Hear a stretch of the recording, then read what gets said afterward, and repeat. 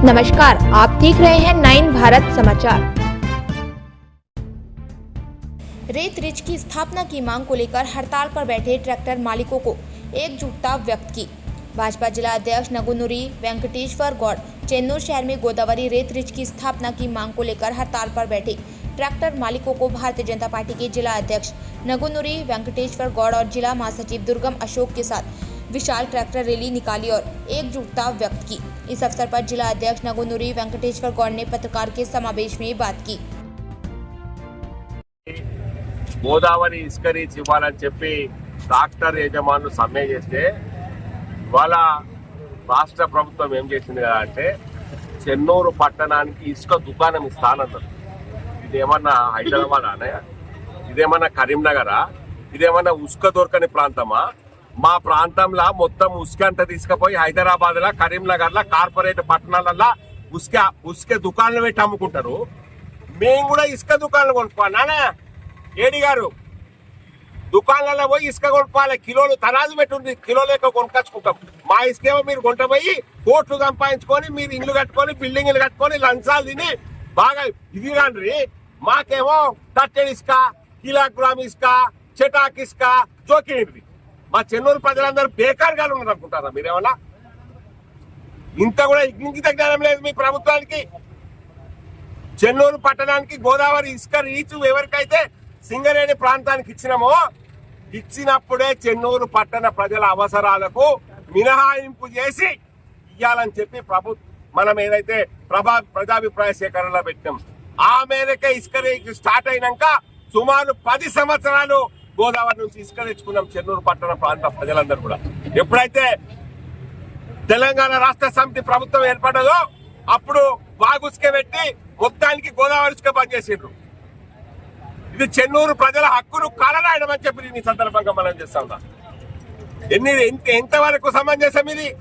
మా ట్రాక్టర్లు మీరు గోదావరి సింగరేణి కాంట్రాక్ట్ అయిన తర్వాత మా ట్రాక్టర్లు గోదావరి ఇసుక తెచ్చుకోలేదా? ఈ ట్రాక్టర్ డ్రైవర్ అని అడుగుర్రి. మాకు కాంటా పెట్టి అమ్ముతారు. మేమన్నా హైదరాబాద్ లో బతుకుతానమ్మా? మా ఉసుక కొంట పోయి మీరు అక్కడ అమ్ముకుంటారు, మేమేమో కాంటాలు పెట్టి చొక్కోలేస్తాం చెన్నూరుకు ఇసుకలు. మదన్ని పరిపాలన మీది. వివేక్ వెంకట స్వామి గారు, నేను చెప్తా ఉన్నా, ఈ కాంట ముసుగుతోటి మీ చిల్లర నాయకులు కొంతమంది ఇసుక హైదరాబాద్ కు అమ్ముకోవడానికి మీకు తప్పుదోవ పట్టించినట్టున్నారు.